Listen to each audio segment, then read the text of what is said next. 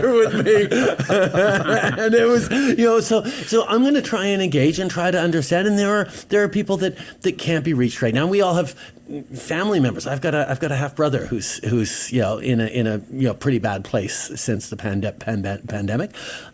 Love him, still do, always will, but can't have real conversations with him based on facts and reality.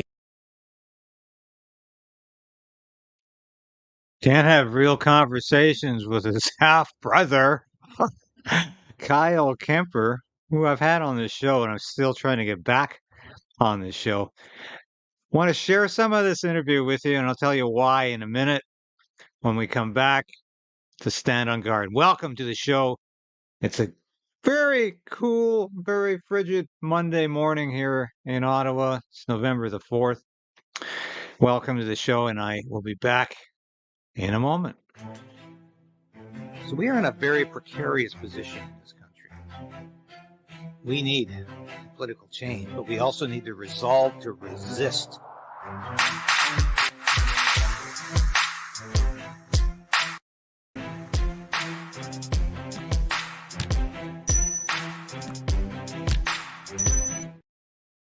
Yes, thanks for watching. Sasha always demonstrated. Yes, I'm not. My screen is not doing well this morning. Sasha the cat always said, please subscribe.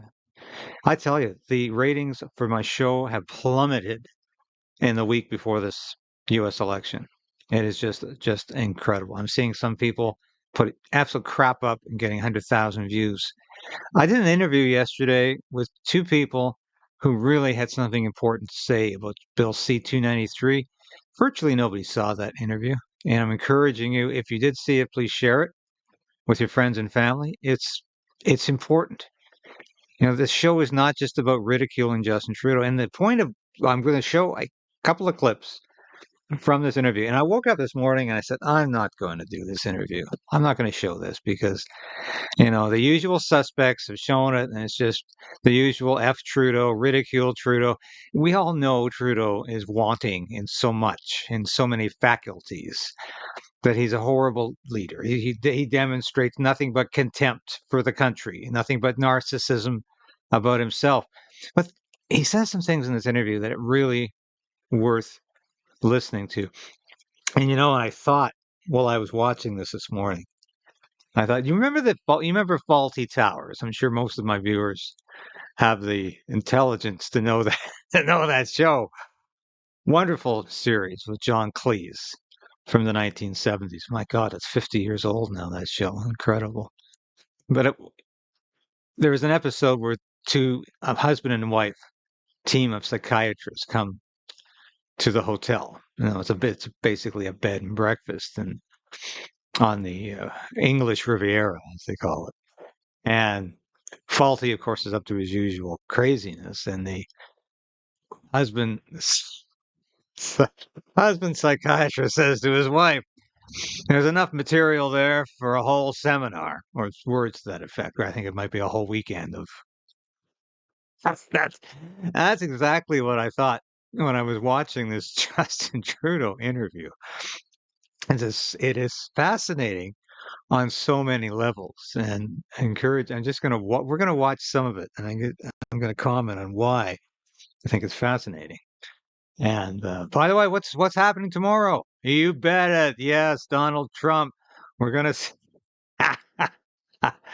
Is Donald Trump going to win tomorrow? Presidential election tomorrow. Congressional elections tomorrow. Republicans could win the House and the Senate. I'm betting on Trump winning tomorrow. The mainstream media is just going berserk this weekend, if you look at the story. And it's the dark side of Donald Trump. Donald Trump blew it. Donald Trump can't win now. It's the usual absolute nonsense coming from the usual suspects in the mainstream media. And Canada, too. I emailed another journalist the other day. I'm not going to mention his name, but I wanted to get this guy on the show to talk about a very important issue that matters to both of us. And I had a look at the material on his X site, and it was all anti-Trump. in the way that all Canadian mainstream columnists and major journalists are. They hate Trump. They just hate Trump. They really think he is like a potential dictator. They think he's some kind of ultra fascist. They think he's a danger to democracy, and they just have swallowed this democratic pill. And so I think, yeah, he doesn't want to come on the show. There's no question about that. So surprise me if you can. But so I want to show some of this Justin Trudeau interview. And then I want to get to the U.S. election at the end of the show. But I saw this article this morning in the National Post. Fascinating. This is former Premier of British Columbia, Ujjal Dosanjh, former cabinet minister under Prime Minister Paul Martin.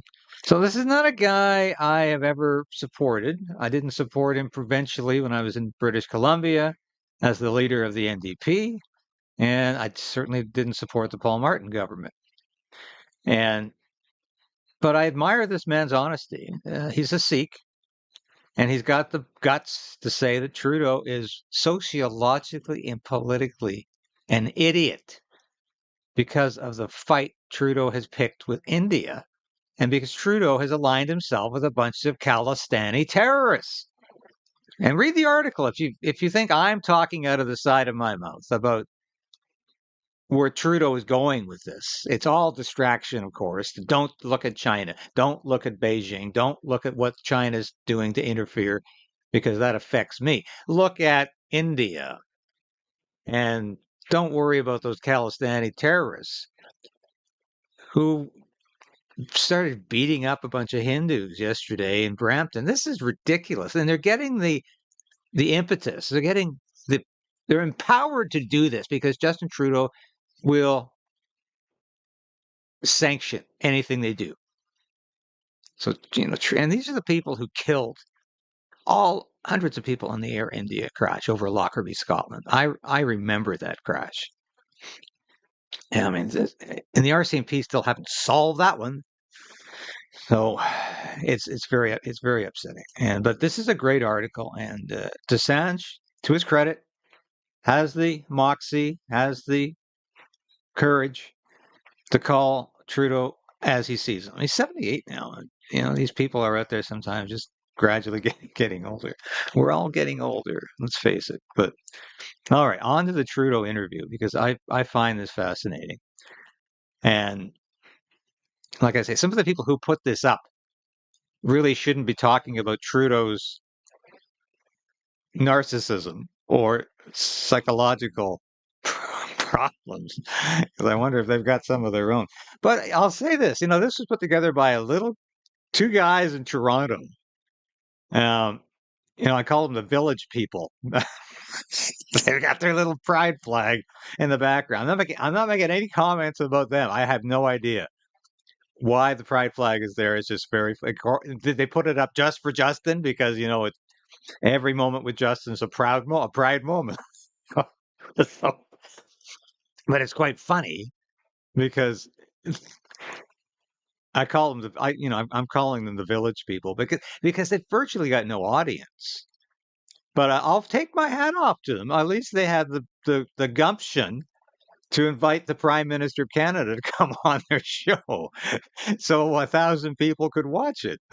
And if people out there, some of these YouTube aces who think they're so damn good, but who sit on their behinds in their basements, never doing any real journalism, never doing real interviews. Well, at least these village people, and you'll see why I'm calling the village people in a minute. At least they got off their behinds and decided to get the Prime Minister on their show. And it's actually one of the most revealing interviews he's ever done. Even though the last time I looked, they had 1.5 thousand views, which is terrible. You can't run a program on views like that. I mean, you can, but you're certainly never going to be noticed beyond your block of family and friends, and that's so. Let's let's start at the beginning here, and this is fascinating stuff. There was a lot of questions about how we're going to make sure that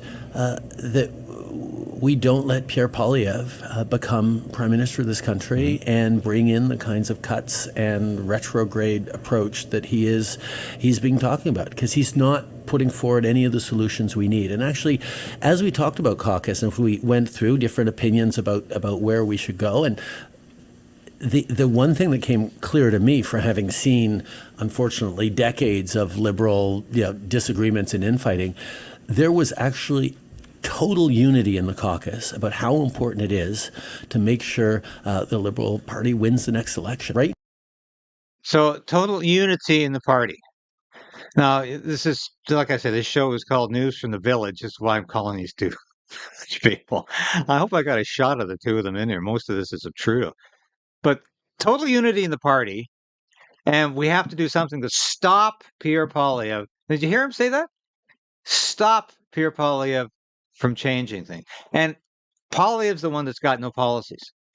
Well, actually, he's been introducing quite a few policies. No, he hasn't got a whole platform out there. But what are your policies, Justin Trudeau? Free lunch, dental care, and what was the other one? Oh, yeah. Free contraceptives. That's right. Free birth control. That's your program, and you've got the audacity. No, not the audacity. That suggests something fine. You've got the gall to suggest your opponent has no policies. Wow. Now, people are just consuming slogans and disinformation and not really thinking about politics. You notice he can't resist saying that if you listen to anybody but Justin Trudeau, it's slogans. And yet you will hear him say exactly what he says every time there's a microphone put in front of his big mouth.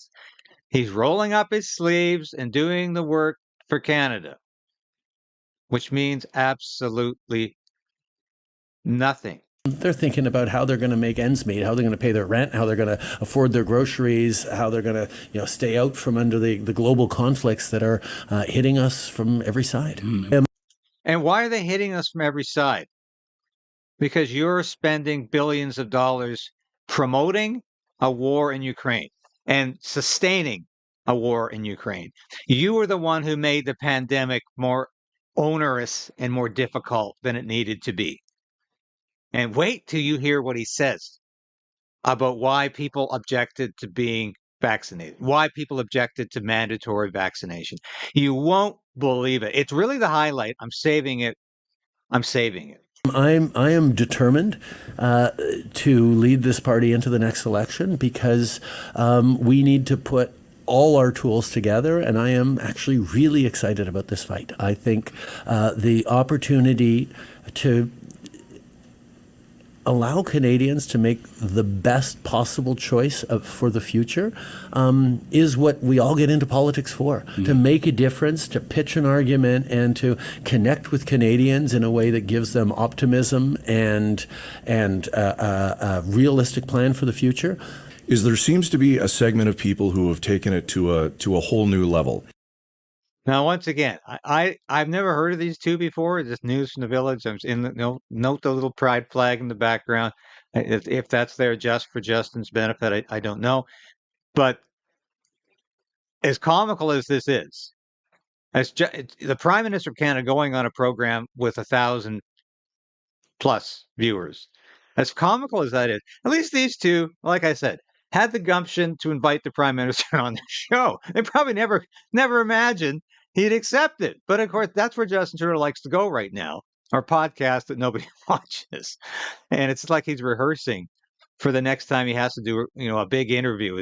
Because he doesn't consider a big interview anything less than CTV, CBC, or Global. That's the unholy trinity of broadcast journalism for Justin Trudeau. That's where he thinks we should still be. Social media is out there. It's all misinformation, disinformation. These YouTube channels, they're dangerous, except if you're on a guy like, and the fact he's only got like 1,000 viewers, that is good news for Trudeau, because that means, well, if nobody's watching him, that means he's probably saying the right things. He's not one of those those disinformation spreaders out there. But like I say, I couldn't get Justin Trudeau on my program, probably because he wouldn't want to answer some of the questions I'd ask, but I couldn't get Justin Trudeau on my program. And if you can't get anybody on your program for an interview, maybe you should keep your mouth shut. But this is interesting. It's now pretty common that we see bumper stickers and flags that say F Trudeau. I don't ever remember seeing an F Harper flag or an F Chrétien flag. This to me isn't politics. This is personal. You must have seen them. It has to bother you. My first thought, and you pointed out well, what has happened over the past years that has brought people to that place of that much anger? Canadian politics and Canadians in general used to be a little more civil around disagreements like that. Mm-hmm. One of the things we've seen with the phenomenon of amplification of extremist right-wing voices. Extremist right-wing voices. Trudeau's the one projecting on Poilievre sloganeering. Trudeau can't get through a sentence without his own slogans, which is right-wing extremism, far-right populism, disinformation. Fascinating. Of misinformation, disinformation online. People are going to say, boy, Prime Minister must have done really something terrible to upset that person, because we're good people. We sort of say, okay. Now, he doesn't get it. Like I say, this is a man who really can't comprehend how angry he's made the Canadian people. It's beyond his capacity to understand. It's beyond his ability to comprehend, because he can't imagine that somebody as wonderful as he is, as he sees himself, could have alienated millions of Canadians to the point where they are willing to stand out in the rain with a sign. I'm not, I don't put those signs out there, but I think if you want to do that, that is your right as a Canadian to express your free speech. And Justin Trudeau doesn't understand the depth of the anger. And you can, what's coming up is really the focal point of this interview in terms of how delusional and deluded Justin Trudeau. Hey, there must be a reason for you to do that. It seems un-Canadian. It seems un-Canadian to not give people the benefit of the doubt. The problem is right now that there's a silent majority that is a little bit... Silent majority. Very interesting. This is a Freudian slip if there ever was one. Who introduced the terminology silent majority to the political lexicon? Well, it was Richard Nixon during his first presidency from 1968 to 1972, or 69 to 73, actually. It was during that first presidency, Richard Nixon appealed to the silent majority who were going to save his presidency from the Democrats, from the Liberals, from the media, which at that time was incredibly hostile to Richard Nixon, always had been. So he appealed to the silent majority. And that silent majority rallied around Richard Nixon in 1972, gave him one of the largest landslides in American history. He took every state electoral college and absolutely trounced Senator George McGovern, the Democratic candidate, senator from South Dakota. Now, that's what happened in 1970. That was 52 years ago, almost to the day that happened. Justin Trudeau's invoking not the silent majority on his side. He's admitting there's a silent majority opposed to him. He's admitting Pierre Poilievre represents the silent majority. And it's almost like he's thinking here, whoops, I shouldn't have said that. Silent and maybe wondering whether it's actually a minority. And you got a lot of good, thoughtful people saying, I don't have anything personal against the leader, but everyone seems to hate him because I see all these flags, and therefore, he must be on his way out, or he must be unpopular. When you see an F Trudeau flag, people don't think about it, but I do. That's my daughter's last name on that flag. All right, here's his moment of supposed truth. He performs very well. I don't know how much Justin Trudeau cares for anybody but himself, but he's doing his best here as an actor to look like he's empathetic towards his family. That's the last name that my two sons will carry throughout their lives. It's hard for me to think about, how to, No, we don't.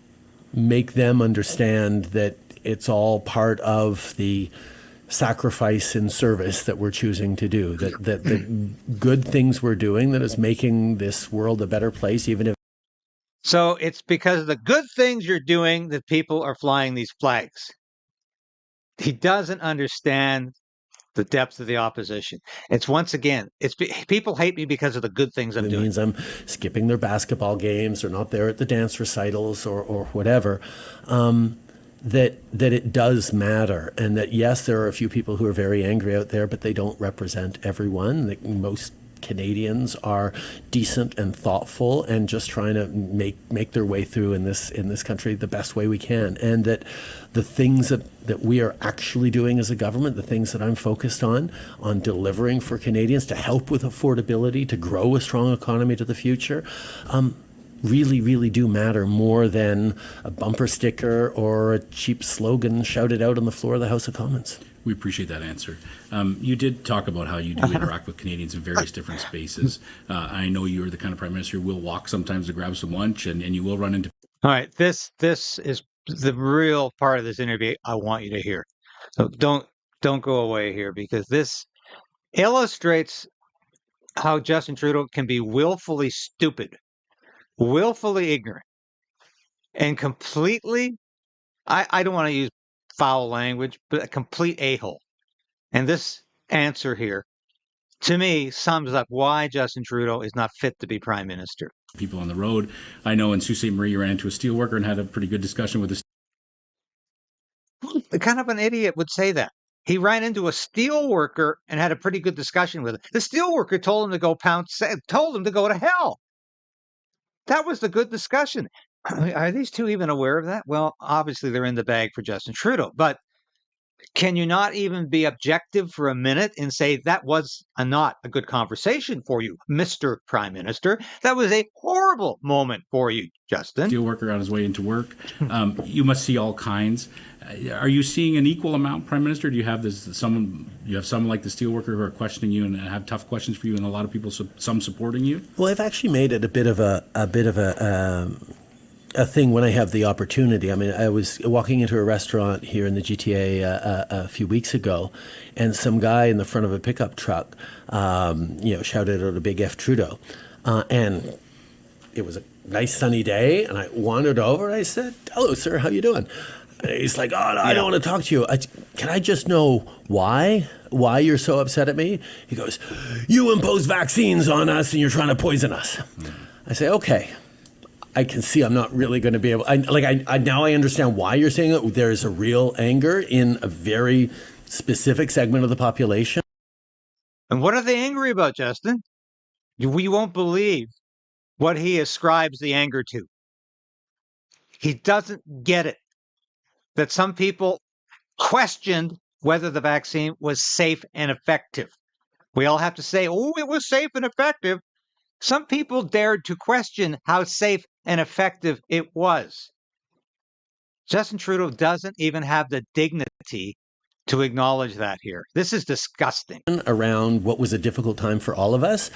But I also know that if he's convinced that I've tried to inject microchips into him through an experimental vaccine. Who said anything about microchips?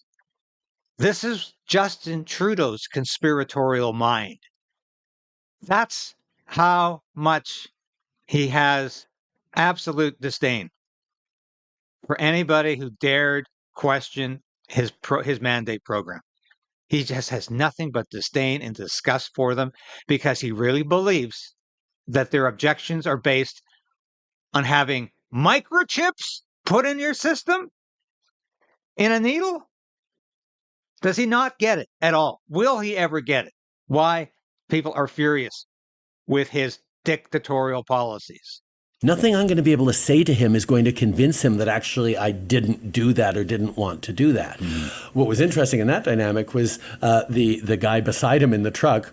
You know, I sort of said, "How are you doing, sir?" He goes, "Could I get a picture?" And he took a picture with me. And it was, you know, so I'm going to try and engage and try to understand. And there are people that can't be reached right now. We all have family members. I've got a half brother who's you know in a pretty bad place since the pandemic.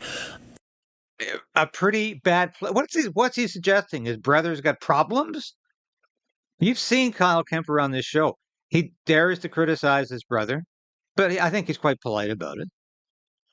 But Trudeau dismisses his half brother, not only is like he's a half person, but that he doesn't have any reason to be complaining. And it is amazing to me that this guy has never gotten any of this. Love him, still do, always will, but you know, can't have real conversations with him based on facts and reality. He can't have real conversations with his brother, Kyle Kemper, because he's so out there. He is so incredibly divorced from reality that Justin Trudeau can't have real conversations with him. An incredible comment to make.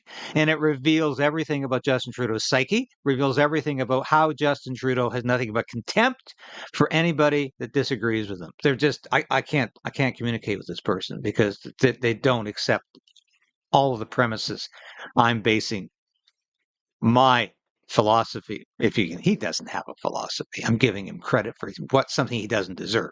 He has no philosophy. His only philosophy is Justin Trudeau rules. Justin Trudeau will continue to rule. That's what Justin Trudeau is all about. Now, before we go here, I want to show you a quick clip because tomorrow is the U.S. election. And it's interesting how some of the mainstream media, this is Jake Tapper of CNN, one of the most severe critics of Donald Trump. Just listen to this interview with J.D. Vance here and how I think he begins to think. I talked about John Kelly's view of Trump based on something Trump has been saying in the last week. So that's what I asked about. So John Kelly makes accusations that are rejected by 5 people. Again, you're talking about something I didn't bring up. I think that maybe implicates his overall judgment. And I think the fact that he has a worldview that's so oppositional to peace and prosperity suggests that he's not an honest arbiter here. This is not a guy, John Kelly, going to brag to Jeffrey Goldberg, who is interested in the American truth or who's interested in telling an honest account of Donald Trump. He's a guy with an axe to grind because Donald Trump fired him and disagreed with him on policy. So all those 10 people, including the former vice president, Mike Pence, all of these people have this horribly damaged worldview, and they're all just going after Donald Trump because they want to send people into war? That's really your argument?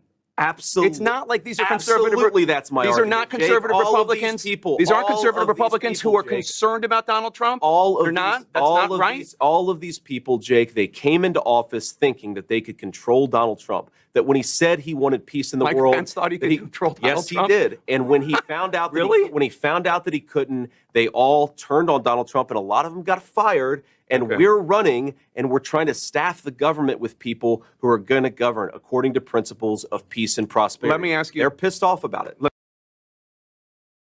The former president, Donald Trump's... Now, this Kamala Harris spreading the kind of disinformation Justin Trudeau likes to talk about. remark about women and whether they like it or not. And listen, it actually is, I think, very offensive to women in terms of not understanding their agency, their authority, their right, and their ability to make decisions about their own lives, including their own bodies. And this is just the latest on a series of reveals by the former president of how he thinks about women and their agency. Whether he has said, as he has, that women should be punished for their choices, whether he has talked about his pride in taking away a fundamental right from women. Trump said he was going to do something for women, whether they like it or not, whether the women like it or not. He was talking about protecting women, whether they like it or not. Certainly you can take issue with the language, but he wasn't saying he was just going to do whatever he wanted, regardless of, Anyway, well, anyway, but let's talk. I mean, but you take my point. You don't disagree, right? I'm saying I'm going to protect them, whether that women want me to protect them, whether right. And some would say that's misogynist, and that's. But it's not as she presented it. I think. Look, ultimately, I think we have to be careful in these last days. We did this in 2016. He's going to say something horrible, ridiculous, over the line. So just quote it accurately. No, that's not my point. I just don't think we need to say every update, because the point is where she went to, which is we know who this guy is. This is not someone who respects women.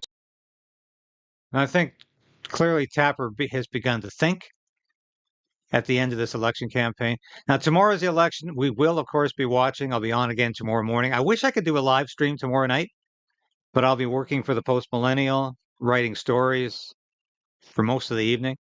I would love to have done a live stream, but I know all of you will be watching, because what happens in the United States happens in Canada. It's a huge event. It's of global importance and of tremendous import to Canada. So thanks for watching today, folks. We love you. God bless you. Difficult day for me. A year ago today, my sister passed. Largely, I think, because of a vaccine that was supposedly safe and effective. And that's one of the reasons I get very angry when I hear Justin Trudeau dismiss critics, because he really believes, or he wants to think they believe, that this had something to do with microchips and not basic danger to health. That's all I can say without getting punished for saying so. But I lost my sister a year ago today because I believe a situation that Justin Trudeau created. Thanks for watching today, folks. I'll be back again tomorrow. Remember to resolve to resist in every way you can. We try to give you the tools to do that on this show. And I'll be back again tomorrow to give you more of those tools with all the news that you need to know.